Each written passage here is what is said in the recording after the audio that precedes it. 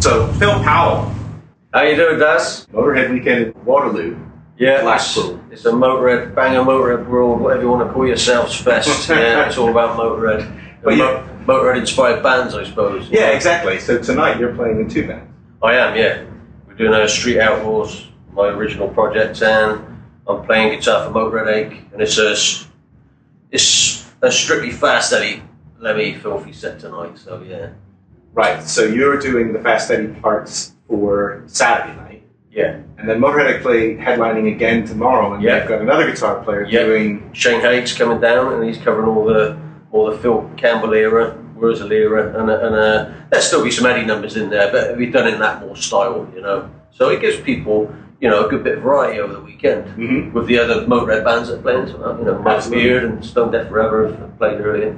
I don't know if we can hear it through the microphone, but in the background, Spectre are playing right now. Yeah. I just started moving my guitars. I was in their way. Yeah. Nothing damaged, like, you know. I didn't want to tripping over it and stuff. So they're sounding good downstairs. Yeah. It's a good. The sound guy's great here. He's one of the best I've ever worked with. You know. Yeah. He's just does good sound. He's always doing. Tell me where you come up from, because we came south, you came north. Yeah, we're right down the bottom. We're in Swindon, down Wiltshire area, so where all the pig farmers are. Yeah, so we sound a bit broad in the old accent. Yeah. But there's not a lot down our way. We got a couple of good venues.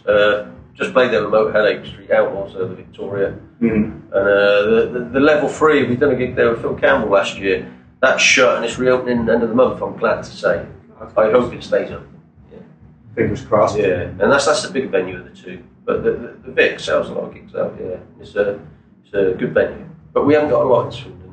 But we've never broke into Bristol or places like that yet. No one seems to really know we are yet. But it's hard to get yourself out there. Yeah. So, I want to know more about Street Outlaws. Okay. Tell us more.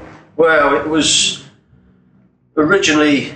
I didn't have the guys I had now. I always wanted a 3-piece band, and I did want a Motörhead-inspired band, but at the time I couldn't really get the guys, so it started out more like a punk outfit. And we'd done a few street punk gigs and things, and worked with a few bands like the Warriors and stuff like that. And I started writing more songs, and it was a bit beyond the other guys. You know, they couldn't really cope with what I was writing, so I got two other guys in. I got Skiddy on drums and Vitor on bass. And Vitor came in and started playing chords like Lemmy, and it was perfect for me. You know, Skid has this, he's more of a blues drummer, but he brought this style in that was a little bit different. So it works for us. And we spent a couple of years working on our sound. You know, I bought a couple of old Stratocasters. Vitor bought some Rickenbacker copies, like got some pickups in them, and he bought an old Jubilee, I bought an old Master Volume, and Skid bought these triggers and a sample box, and we started to get a big sound, and I think we've sort of got that there now. And messed about with pickups and things, and it gave me the option to write more different songs.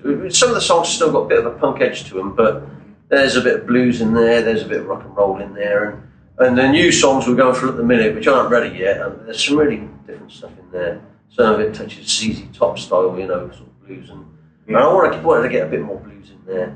I like playing the fast songs, but I like a bit of variety, and it is a Motörhead inspired band. We've sort of copied the old sound, if you like, with the Stratocasters, like Fast Eddie, Hero of Mine, but it's I like that old sound, you know, and I think we sort of got there.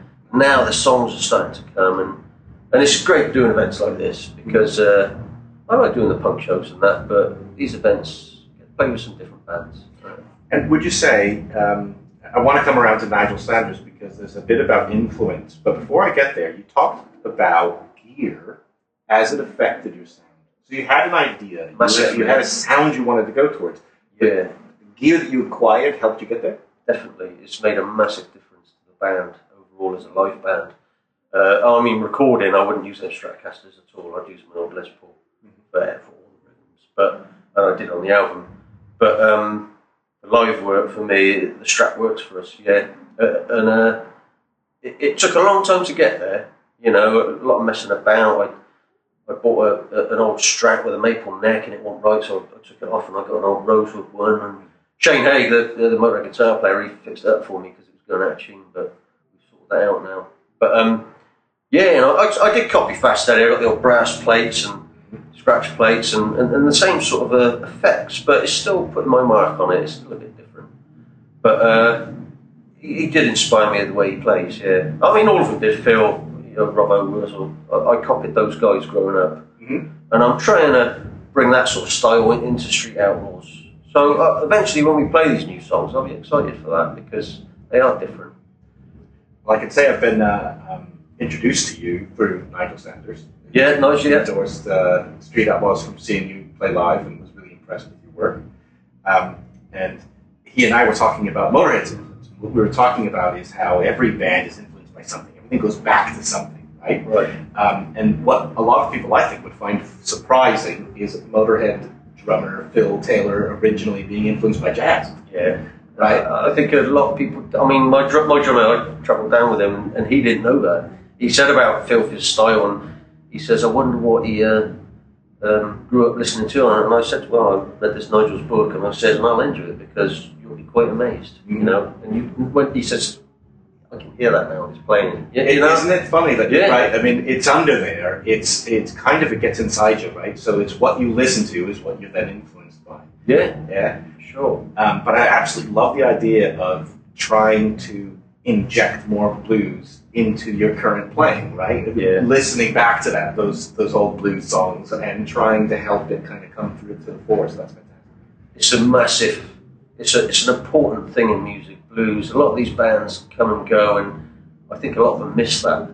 You know, they don't do it. It's one of the best things in music. I mean, rock and roll and blues is in everything, really. But it's how you emulate that.